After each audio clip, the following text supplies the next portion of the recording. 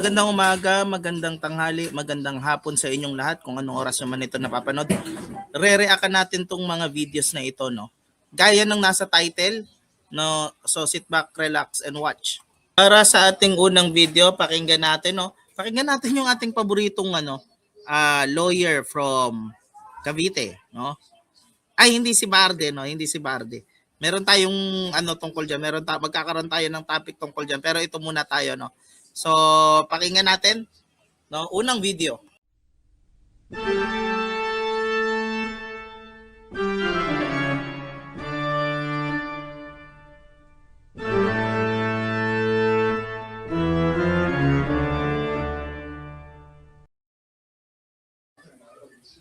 Pakinggan natin, no, kung gaano kaganda si Attorney Sabi ayon sa kanya. So, ito. Paano niya magiging shota si Angelo asawa ni Angeli si Wawi Rivera?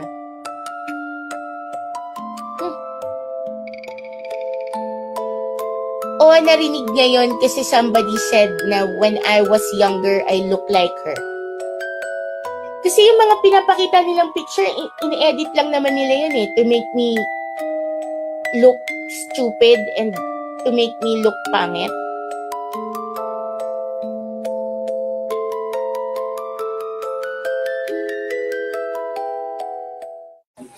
Kamukha daw niya si Angelica de la Cruz nung kabataan niya. Angelica de la Cruz o Angelica Panganiban, hindi ko alam Tapos at the same time, ini-edit lang daw ng mga kritiko niya yung itsura niya to make her look pangit. Ngayon, wala akong opinion about dyan.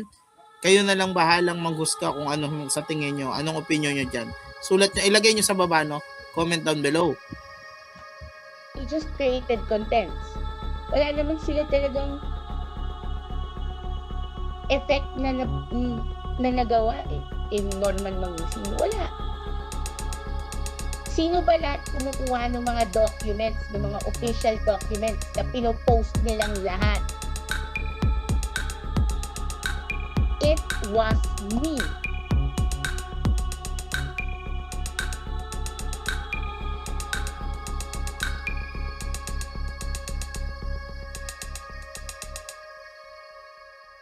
It was me. And they all took credit for it. But it was me. Yan, napakinggan nyo, no? Siya daw yung kumukuha ng mga dokumento na pinapalabas namin lahat. I don't think so. Kasi kahit wala pa siya, may mga napapakita na kaming documents. 'Di ba? Yung tinatrabaho niya kuno, alin doon yung tinrabaho niya talaga? Kasi una, ang kwento niya sa amin, nagtanong daw siya sa PSA kung meron daw bang Norman Mangusin Francis Leo Marcos na birth certificate. Sabi niya, wala daw, yun daw yung sagot sa kanya. Tapos eventually, ang kwento na niya, siya daw yung reason, kaya daw yun naka-archive. 'Di ba? So, alin doon? Alin? Yung about naman doon sa LTO, Wag din sanang kakalimutan na it was I who made the LTO suspend the license and then eventually revoke because of his blatant disrespect. kung matatandaan ninyo, kin-Reddit grab niya rin yun. Pero napakadali kasi nating makalimutan na nagda-drive si Mangusin doon sa kanyang subdivision, no? Na walang seatbelt tapos nagyayabang-yabang. So ang ginawa ng taong bayan, ni-report siya sa LTO. Yun naman talaga yun Tapos kin-Reddit grab niya rin yun. 'Di ba? So alin talaga yung na-contribute mo? Ano talaga yung na-contribute mo? Kino-question niya kung ano yung mga naibigay namin at nai-contribute namin dito sa pakikipaglaban kay Mangusin. Wala ba siyang idea na napakaraming dapat mai-scam ni Mangusin ang hindi natuloy na mai-scam ni Mangusin dahil napanood nila yung video ni Bungo, yung video na nandun ako, kasama ako ni Bungo, kasama yung BFCI during those times, at saka yung mga kakampi natin. So, in comparison to you, na nakisabit na lang dito, pinagmamalaki mo, puro credit grab lang. Yan. So, questionable, di ba? Questionable contribution mula sa questionable tao. So, tignan naman natin, no, kung anong masasabi niya tungkol kay Makagago et al. Makagago at yung asawa niya. Mahal ko ang mag-asawang yan. Papatay ako para sa mag-asawang yan. Hanggang sa dulo, kasama ako ng mag-asawang yan. Yan ang commitment ko sa mag-asawang yan. Okay? So, ano nangyari? Ano nangyari sa loyalty mo? Bakit nung sinimulan kang tirahin ni Kayo, 'di ba? At sinasabi sa iyo ng mga nanonood sa iyo na wala nang paki sa iyo si Makagago. Denial ka, 'di ba?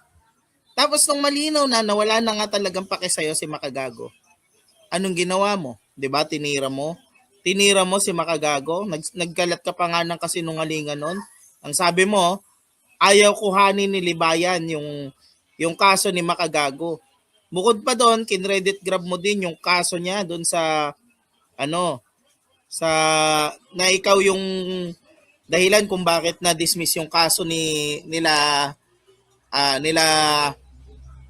Mighty Manong at saka nila MG. Tanggaling ng loyalty mo, nag-extend lang hanggang sa doon sa nung kinu-question ka na at ini-scrutinize na yung mga claim mo, no? At yung dulo pala, paano yan? Umaandar pa rin yung pakikipaglaban ni Makagago pero nandyan ka na sa kulungan. Yan ba yung tinatawag na hanggang dulo? Speaking of loyalty, no? Tunghayan naman natin kung ano yung masasabi niya sa akin. Kung maalala nyo, no? Basta panoorin natin tong video na to. Alam mo, merong law student na teacher din somewhere in Marikina. Ang taba niya pala. Ang taba-taba niya. Tapos kung makatawag siya sa akin na mataba, akala mo payat-payat niya, pero ang taba niya. Siyempre, no, tataba ka talaga kapag nanghihingi ka lang ng pambili ng libro.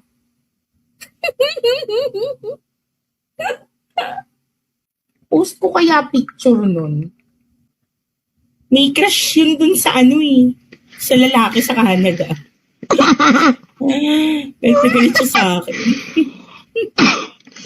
I-chika mo na, dali. Wow, hiyang-hiya naman sa kanya yung tabako, no? At saka sinungaling siya dito sa part na ito. Unang-una, hindi ko siya tinatawag na mataba. Kasi hindi naman ako nagpo-focus ka sa kung anong itsura ng tao eh. Ang pinagfo-focusan natin ay kung ano yung mga panloloko na ginagawa niya sa taong bayan. 'Di ba? Doon tayo nag-focus. So, no, hindi ko siya nilait kung tungkol sa itsura niya. Wala naman ako pakialam doon eh. Hindi ko rin dinama yung mga anak niya katulad nung kinakalat niya, no? Tsaka, wala ba siyang salamin sa bahay nila? No? By the way, no, para malaman nyo na rin, siya yung reason kung bakit hindi nyo na nakikita si SWB sa channel ko. Yun talaga.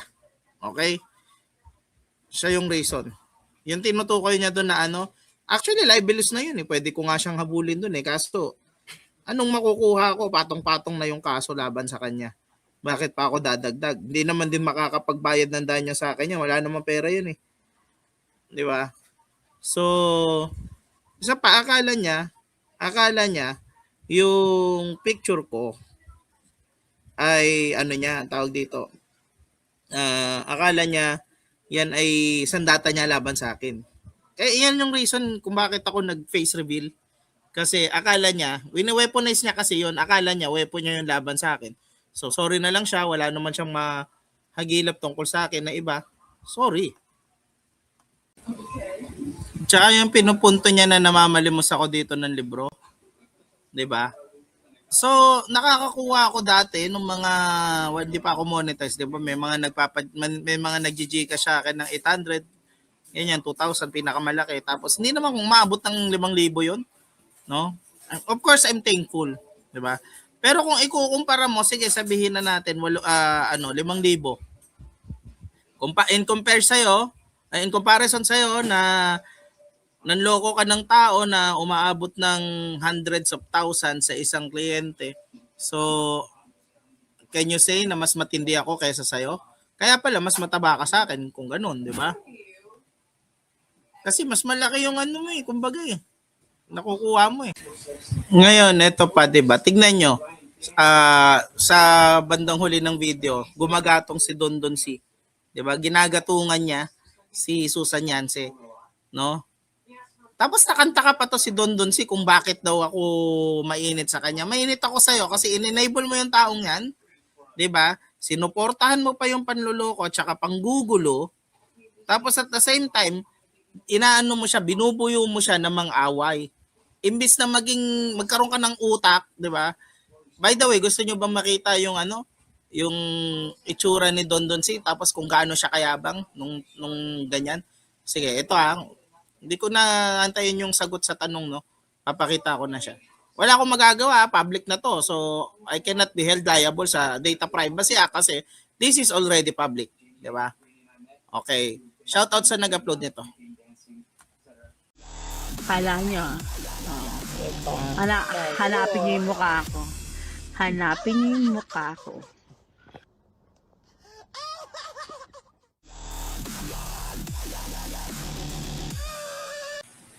Siyempre, meron ding part na pinagmalaki ni Savi yung kanyang tatay. Di umano, tatay daw niya si Leviste. Yung Leviste na yung asawa ni Loren Legarda, 'di ba? Yung na-convict na bumaril ng kanyang executive secretary. So pakinggan natin 'to, no. Babala ha. Kasi ang mga sumusunod na salita ay mga sobrang professional na salita mula sa isang abogada. So, pakinggan natin. Go. Tatay ko. Ikaw, putang ina mo ka. Anong problema mo sa tatay ko? Kaya mong humarap sa akin? Tang ina mo sino ka ba? Gago to Tangina tong gago na to kung makabanggit ka ng pangalan ng tatay ko Tang ina ka. Kaya mo ako harapin? Putang ina mo, baka sungangain kita, hayop ka. Bakit niyo binabanggit yung pangalan ng isang putang ina hindi na nakakapagsalitang mama? Tanda-tanda na. Ano ngayon? Kung anak niya ako, ano ngayon? Narinig niyo bang pinagmalaki ko yan? Tang ina to mga hayop na to talaga. Ano, inggit kayo? Inggit kayo? Ano problema nyo? Never kong pinagmalaki yan, Ayan yung isa sa mga huli niyang narrative, no. Tatay daw niya yung mga Leviste at meron daw tatay niya daw yung Leviste at meron daw silang generational wealth. Hindi tumutugma doon sa sinasabi niya na naglalako siya ng Bactidol tapos merong tindahan na maliit yung nanay niya, merong langaw sa loob kaya sila nagkaroon ng pera, 'di ba, mga ganun. And finally, bakit tayo nahirapan? Hindi ako, no. Bakit nahirapan yung mga pulis na hulihin siya? Kasi ito pala si Attorney Sabi ay medyo choosy sa gusto niyang manghuli. Okay, pakinggan natin Ito, last na tong video na to, no. Wala pang 3 hours, kuha nyo na ako. Promise. Kailangan makinis makinis, maputi, maganda yung kamay, maganda yung shoes, as in yung shoes yung kayang tumapat sa mga sapatos ko, mga ganyan. Mahilig mag-gym, okay? Gusto niyo gusto niyo talaga ako ma-entrap? Yan yung mga, I'll be willing. So willing. Okay? Kailangan maganda sapatos, as in. Mga tipong 20,000 up ang presyo ng sapatos. Dami pa akong, Diyos ko. Ang hirap din mag-English, no? Ang hirap kaya kukonstruct ng grammar, kung alam nyo lang. Diyos ko. Kaya, I feel na, wag na. Kaya, ayun. Pero ayan na ang aking sinsibahin naman, nabukayo nyo na rin naman. Eh, sana naman tayong humantong sa mga, hanapin nyo pa yung company ko, susumbong nyo pa ako, ganito, ganyan, di ba? Wag na. Kasi, at the end of the day, performance,